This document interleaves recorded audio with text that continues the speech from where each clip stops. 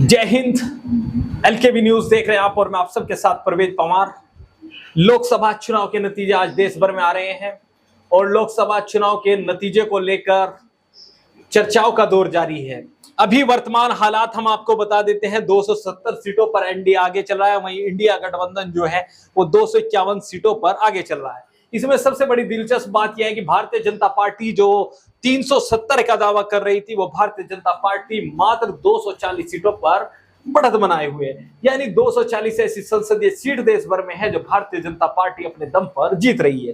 इसके अलावा कांग्रेस जो मुख्य विपक्षी दल है, मुख्य विपक्षी दल कांग्रेस पूर्व में लगभग 50 सीटों पर जीत दर्ज की थी 2019 के लोकसभा चुनाव में, लेकिन इस बार दोगुनी रफ्तार से बढ़ा है और इस बार कांग्रेस अकेले 98 संसदीय सीटों पर जीत दर्ज कर रही है। ये बड़ा ग्राफ उनका बड़ा है, लेकिन राजनीतिक विश्लेषक जो कांग्रेस की राजनीति को समझते हैं उनका मानना था कि कांग्रेस पार्टी 120 से 130 संसदीय सीटों पर जीत दर्ज कर सकती है। उसमें राजनीतिक विश्लेषकों का दावा था कि कुछ मध्य प्रदेश से कांग्रेस को मिल सकता है, कुछ दिल्ली से हासिल हो सकता है, कुछ छत्तीसगढ़, झारखंड, इन राज्यों से हो सकता है, लेकिन गुजरात में इस बार खाता खुला है। ये इस बार बड़ा दिलचस्प है कि गुजरात में भारतीय जनता पार्टी के गढ़ में कांग्रेस ने एक सीट पर जीत दर्ज की है। भले ही एक सीट पर जीत दर्ज की है, लेकिन खाता खुला है।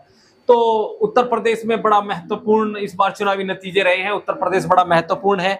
हम आपको बता दें कि उत्तर प्रदेश में समाजवादी पार्टी अब तक सबसे बेहतर प्रदर्शन करती नजर आ रही है और समाजवादी पार्टी उत्तर प्रदेश की 38 संसदीय सीटों पर आगे चल रही है, जिनमें कैराना संसदीय सीट पर जीत दर्ज कर चुकी है समाजवादी पार्टी की इकरा हसन, मुजफ्फरनगर पर हरेंद्र मलिक। तो इन तमाम चुनावी नतीजों पर पश्चिम बंगाल में बड़ा दिलचस्प चुनावी नतीजे आए हैं। एग्जिट पोल में तो ममता बनर्जी को कहीं नहीं दिखाया जा रहा था इतना, लेकिन 32 सीटों पर वो आगे चल रही है। कांग्रेस भी एक सीट पर आगे चले। लोकेश सलारपुरी जी हमारे साथ मौजूद हैं, वही लोकेश सलारपुरी जी जिन्हें आप समय समय पर पिछले 6-7 महीने से देखते होंगे और जिस समय राम मंदिर का पूरा जोरों पर था और माना जा रहा था कि इस बार राम मंदिर के नाम पर भारतीय जनता पार्टी 400 पार कर लेगी। भले ही चुनावी नतीजों में अयोध्या संसदीय सीट, फैजाबाद संसदीय सीट पर समाजवादी पार्टी ने भारतीय जनता पार्टी के उम्मीदवार को हरा दिया हो। लोकेश जी आपका स्वागत है। नतीजों से कितने संतुष्ट हैं? नतीजों से लगभग संतुष्ट हूँ। क्या आप मानते थे कि 251 के आसपास इंडिया गठबंधन रहेगा? नहीं, मुझे कुछ ज्यादा की उम्मीद थी, थोड़ी कम आई है। कुछ वजह रही होगी क्योंकि आम आदमी पार्टी का प्रदर्शन कमजोर रहा है और बिहार में कुछ ऐसा हुआ कि ये ज्यादा आंकड़ा ज्यादा जाना चाहिए। यानी बिहार में, हाँ, बिहार में मात्र 8 सीटें ऐसी हैं जहां पर इंडिया अलायंस जीत दर्ज करता नजर आ रहा है। उसमें 2 संसदीय सीट कांग्रेस की हैं। इसके अलावा जेडीयू 3 से 4 सीटों पर आगे है और एक उनका सहयोगी दल भी है। मेरे हिसाब से लगभग कोई 2-3 सीट का हरियाणा से कम ही रही है, 2-3 सीट मध्य प्रदेश से कम रही है और उत्तराखंड से 2 सीट, 2 हिमाचल से और बिहार से लगभग 5 सीट का मुझे नुकसान लगा कि जो मेरे अंदाज से कम हुआ। हरियाणा 5-5, हरियाणा 5-5, हरियाणा मुझे 8 मान के चल रहा था मैं, 8-2। उत्तर प्रदेश इसमें तो मेरे अनुमान के ठीक आसपास ही, बल्कि ज्यादा है।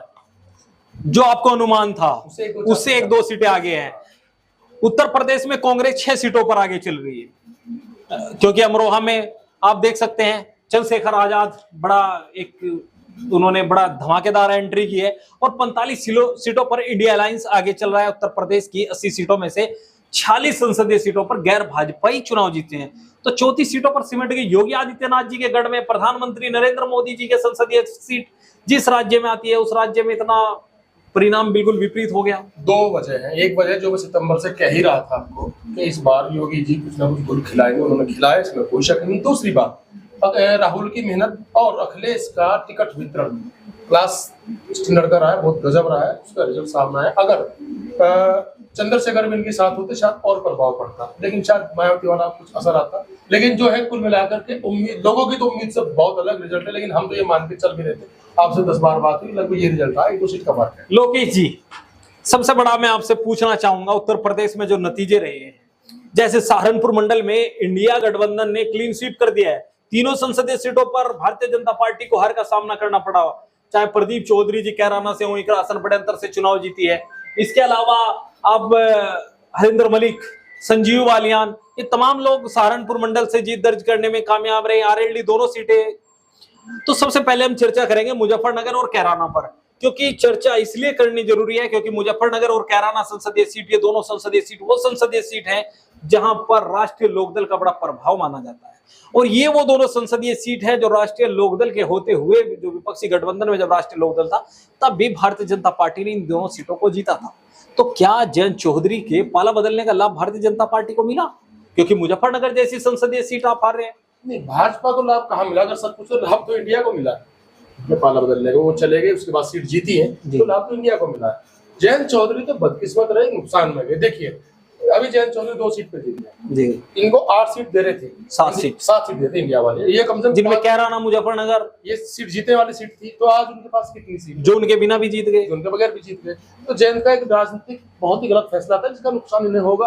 हालांकि मुझे लगता है आएंगे गठबंधन में, लेकिन अब वो वैल्यू नहीं बचेगी। इसके अलावा थोड़ा आगे चलते हैं, जो संसदीय सीट जिसमें हम आपको बताएं एटा, इटावा, मैनपुरी, बदायूं, कन्नौज, मैं पहले एक सीट का जिक्र शुरू करना चाहूंगा, कैराना सीट, जहां से मैं भी आप भी आते हैं कैराना सीट से। इस सीट की क्यों महत्व है? एक सैंपल सीट थी।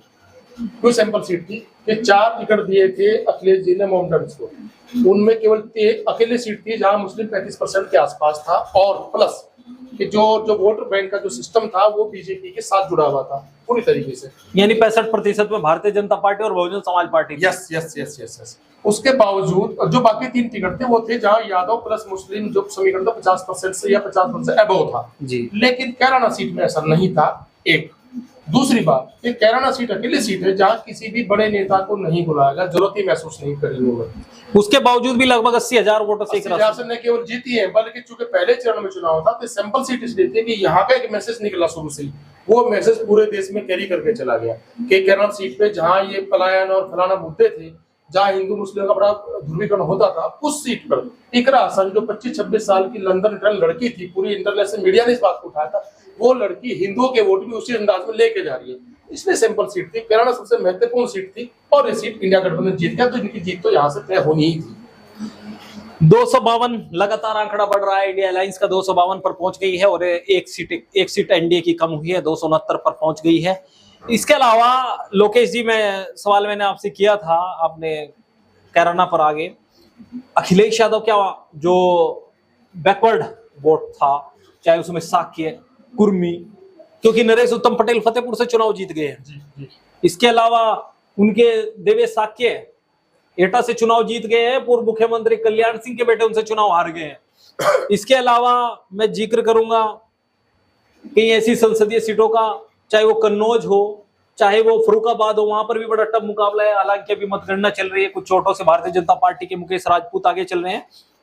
तो क्या अखिलेश यादव ने जो पिछड़ा दलित अल्पसंख्यक का कार्ड चला था, वो कहीं पूर्वांचल और पश्चिम उत्तर प्रदेश के उस हिस्से में जहां से अखिलेश यादव जी आते हैं, तो क्या वो कामयाब होता नजर आ रहा है? कामयाब हो, आंकड़े बताए हुए सामने आपके दिख रहा है, बिल्कुल वो पूरी तरह कामयाब हुआ। मैंने कहा ना, बहुत स्मार्ट मूव थी इनके टिकट वितरण, बहुत सोच समझकर, पूरा अध्ययन करने के बाद, सीट वाइज आपके वोट वगैरह सब समीकरण देखने के बाद बहुत बेहतरीन अंदाज में टिकट दे, उसका रिजल्ट सामने। हिंदी भाषी राज्यों में सबसे ज्यादा नुकसान उत्तर प्रदेश में हुआ है।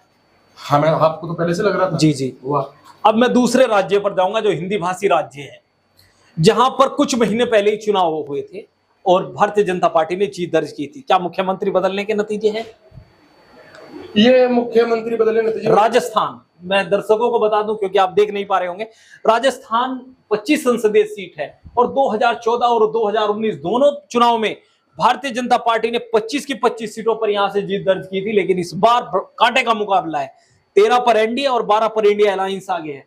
तो किस तरह से देखते हैं हिंदी भाषी राज्य में? इस आप पहले जाइए कि विधानसभा चुनाव में, दरअसल विधानसभा चुनाव में ट्रेंड बदला गया था इस बार, क्योंकि जब भी कांग्रेस वहां हारती थी, बहुत बुरी तरह हारती थी। इस बार बुरी तरह नहीं आ रही थी, सरकार बनाने के आसपास थी, थोड़ी गलतियां रही, इनके संगठन से गलतियां रही, कुछ दिक्कतें थी, कुछ अखिलेश के साथ भी कुछ हुआ था, कुछ प्रॉब्लम इस तरह की थी इनकी वहां कि ये नहीं, सरकार नहीं बना पाए थे। लेकिन बुरी तरह, कम से कम पहली बार बुरी तरह नहीं आ रही थी। और ये जो रिजल्ट आया ना, ये मुख्यमंत्री बदलने नतीजा तो है ही है, लेकिन एक आदमी की मेहनत को आप नजरअंदाज नहीं कर सकते। इसका नाम सचिन पायलट है। मैं उसी सवाल को करना आपसे चाह रहा था, क्योंकि सचिन पायलट जिस विधानसभा सीट से विधायक है, वो संसदीय सीट टोंक, जहां पर उनके सजाते सुखबीर सिंह जौनपुरिया चुनाव लड़ रहे थे, 2 बार के सांसद हैं, बड़े अंतर से चुनाव आ रहे हैं। दौसा, जहां से खुद सचिन पायलट जी सांसद रहे, उनके पिता स्वर्गीय राजेश पायलट जी सांसद रहे हैं, तो उस संसदीय सीट को भी वापस लिया है। इसके अलावा कई ऐसी संसदीय सीट जहां पायलट खेमे के नेता चुनाव लड़ रहे थे, तो उन्होंने जीत दर्ज किया। क्या है पायलट साहब का कद बढ़ाने की? देखिए, पायलट साहब का कद उनके ये साबित हुआ कि वो जमीनी पकड़ वाले नेता है, तो साबित हुआ। लेकिन राजस्थान में शेखावटी के इलाके की सीटें ज्यादातर गई। एक अंतर और भी है, शेखावटी वो इलाका है जो राजस्थान में सबसे ज्यादा फौजी देता है जी जी। और वहाँ अग्निवीर योजना का बड़ा इम्पैक्ट गया, क्योंकि वो स्टेट के चुनावों में ज्यादा फर्क पड़ने वाला था नहीं। अब सेंट्रल में जब चुनाव आए, लोकसभा के चुनाव आए, तो जो शेखावटी का क्षेत्र है ज्यादातर सीटें वहीं से आई, आप चेक कर लेना जी जी। उस क्षेत्र में अग्निवीर को लेकर बहुत ज्यादा रोष था। इसलिए मैं आपको बार बार कहता हूं, लगभग 9-10 सीट वहां से बाहर कांग्रेस जीत के आएगी, ये उसका रिजल्ट भी है। हिंदी भाषी दोनों राज्य, उत्तर प्रदेश और आपके राजस्थान। उत्तर प्रदेश में पहले 14 सीटें थी, 15 एक कांग्रेस के पास थी, 30 सीटों का नुकसान सीधा सीधा यहाँ पर हुआ है, 12 का ये और 12 का ये, यानी 2 राज्यों में 42 सीटों का नुकसान सीधे सीधे भारतीय जनता पार्टी को हुआ है। इसके अलावा मैं बात करना चाहूंगा इसके बाद हरियाणा पर। हरियाणा 5-5 0 से 5 पर जंप किया है। आपने अभी कहा कि यहाँ पर आप 8 सीटों का वो लगा रहे थे। राज बब्बर चुनाव हार गए हैं, राव इंद्रजीत सिंह जी वहां से चुनाव एक बार फिर जीत गए हैं। फरीदाबाद में महेंद्र प्रताप सिंह जो कांग्रेस के उम्मीदवार थे वो कृष्णपाल गुर्जर जी से हार गए हैं। इसके अलावा कुरुक्षेत्र में आम आदमी पार्टी के भी वो जो गुप्ता जी थे वो भी चुनाव हार गए हैं जिंदल साहब कांग्रेसी नेता हैं। तो हरियाणा को लेकर क्या मानते हैं? क्योंकि हरियाणा जो महिला पहलवानों वाला मामला हो या अग्निवीर का हो, ये तमाम इस पर बड़ा फोकस हरियाणा चुनाव का रहा है। तो किस तरह से देखते हैं? और हरियाणा इसलिए भी महत्वपूर्ण है क्योंकि इसी वर्ष विधानसभा चुनाव कुछ महीनों बाद होने हैं। ये हरियाणा के रिजल्ट आए, लेकिन मेरे उम्मीद से कम आए हैं। दरअसल मुझे क्या था, गुड़गांव और फरीदाबाद सीट में सोच रहा था कि शायद भाजपा जीतेगी, लेकिन कुरुक्षेत्र सीट भी जो आपके हिस्से में आई थी मुझे लगा जीत जाएंगे। लेकिन मैं अभी थोड़ी देर पहले भी कह रहा था, आपका जो प्रदर्शन रहा वो मेरी अपेक्षाओं से बहुत नीचे है। क्यों रहा इसमें बाद में सोचूंगा मैं, क्या भी मैं ध्यान नहीं दिया और व्यवस्था है बहुत आपके सामने। लेकिन हरियाणा का जो 5 सीट भी है, इसमें नेचुरली बात है, जो महिला पहलवान का मुद्दा था, किसान मूवमेंट को आप भूल जाते हैं। किसान मूवमेंट का बड़ा मुद्दा रहा है ये। तो और दूसरे एक फर्क और भी था, खट्टर सरकार से कुछ नाराजगी थी, फिर अचानक सरकार भी बदली उन्होंने। हालांकि खट्टर शायद करनाल से जीत गए होंगे। एक ये भी वहाँ बहुत बड़ा फैक्ट रहा। इसके अलावा सबसे ज्यादा जिस राज्य ने चौंकाया है वो हम पहले भी बता चुके हैं, पश्चिम बंगाल। पश्चिम बंगाल में टीएमसी 32 सीटें और कांग्रेस 18 से सीधे 9, भारतीय जनता पार्टी माफ करना, भारतीय जनता पार्टी 18 से 9 पर आ गई है और कांग्रेस को यहाँ 1 सीट मिली है। जबकि अधीर रंजन चौधरी जो उनके बड़े नेता है, वो यूसुफ पठान जो क्रिकेटर रहे हैं, रिटायर्ड क्रिकेटर है, उनसे हार गए हैं। इसको क्या देखते हैं? क्या ममता बनर्जी का जलवा बरकरार रहा? देखिए, अगर गठबंधन में चुनाव लड़ते तो शायद बीजेपी की सीट बढ़ जाती, ये बाइपोलर चुनाव हो जाता है पश्चिम बंगाल का जी। तो कांग्रेस और जैसे पंजाब में आम आदमी पार्टी और कांग्रेस में एक सहमति बनी, अलग अलग चुनाव लड़ेंगे, एक गैप भर लेंगे। ये कंडीशन यहाँ रही। बीजेपी 18 से 9 पे आई है, कांग्रेस से भले 1 सीट मिली हो, लेकिन गठबंधन में चूंकि ममता को आना है, वो कह भी चुकी है, उनकी सीट बढ़ी है। यानी बीजेपी का 9 सीट का सीधा नुकसान इन लोगों ने दिया है। तमिलनाडु में एनडीए का खाता खुल गया है, हाँ, बढ़त में है जी। इसके अलावा मणिपुर, यहाँ पर हिंसा जो हुई उसका असर पूरा देखने को मिला, दोनों की दोनों कांग्रेस पर चली गई। इसके अलावा अरुणाचल प्रदेश, दोनों की दोनों में 1 सीट आई है जी। यस, गुजरात में 1 सीट, लेकिन मध्य प्रदेश 0। अब सबसे बड़ी प्रयोगशाला हिंदू थी, तो मध्य प्रदेश आज शुरू हुआ है। गुजरात में बचा 1 सीट आई गई है वहां से। एक राज्य को हम भूल रहे हैं, महाराष्ट्र। महाराष्ट्र में तो देखिए परिणाम लगभग अपेक्षा के अनुरूप ही है। 19, 28 और 1, 19 पर एनडीए, 28 पर इंडिया और 1 अन्य के खाते में जा रही है शायद AIMM। हालांकि मेरी कैलकुलेशन लगभग 8-9 सीट ज्यादा ही एनडीए की। वहाँ मैं 9-10 के आसपास एक्सपेक्ट कर रहा था वहाँ, लेकिन क्या रहा, कुछ आपस में रहा होगा। महाराष्ट्र मुझसे बहुत दूर है जी, अंदर की क्या स्थिति रही होंगी, कुछ गड़बड़ी फैक्टर भी रहा होगा, लेकिन कुल मिलाकर के वहाँ ठीक है। केरल में इस बार खाता खुल गया है एनडीए का। एक ओडिशा ने मुझे बहुत चौंकाया है। आपको क्या था यहाँ? उड़ीसा में मुझे बीजेपी की 18 सीट, बीजू जनता दल की मात्र 1 सीट आई, 2 सीट कांग्रेस की आ गई, लेकिन बीजू जनता दल मात्र 1 सीट पे। पिछली बार देखिए कितनी सीट थी, शायद 19 सीट थी। पटनायक साहब के साथ 19 सीट थी, इस बार 1 रही। और एक चीज और, शायद वहाँ विधानसभा के चुनाव भी हुए, जहाँ तक मेरी जानकारी शायद विधानसभा चुनाव शायद बीजेपी आज जीत गई जी। मुझे उड़ीसा ने बहुत चौंकाया, और सच मानिए अगर रिजल्ट उड़ीसा का ना आता तो ये जो फिगर है ना यहाँ और मजबूत होती। इंडिया वाले। इसके अलावा कर्नाटका में दक्षिण भारत की हिंदुत्व की प्रयोगशाला कर्नाटका 18 एनडीए 10 इंडिया, क्या मानते हैं, क्या संतोषजनक है विपक्ष के लिए परिणाम? क्योंकि जिस तरह से एग्जिट पोल में तो क्लीन स्वीप ही किया जा रहा था। अगर आप एग्जिट पोल से कंपेयर करें तो फिर तो संतोषजनक है, लेकिन जैसे वहां कांग्रेस के प्रदर्शन से अगर कंपेयर करेंगे, जैसे वहां पर गवर्नमेंट भी है, नहीं, मैं अगर एग्जिट पोल के उससे कंपेयर करूं तो संतोषजनक है, लेकिन अगर कांग्रेस के वहां जो उनका कार्यकाल है उससे कंपेयर करो तो असंतोषजनक आंकड़ा। ये आंकड़ा इंडिया के पक्ष में और बेहतर होना चाहिए था।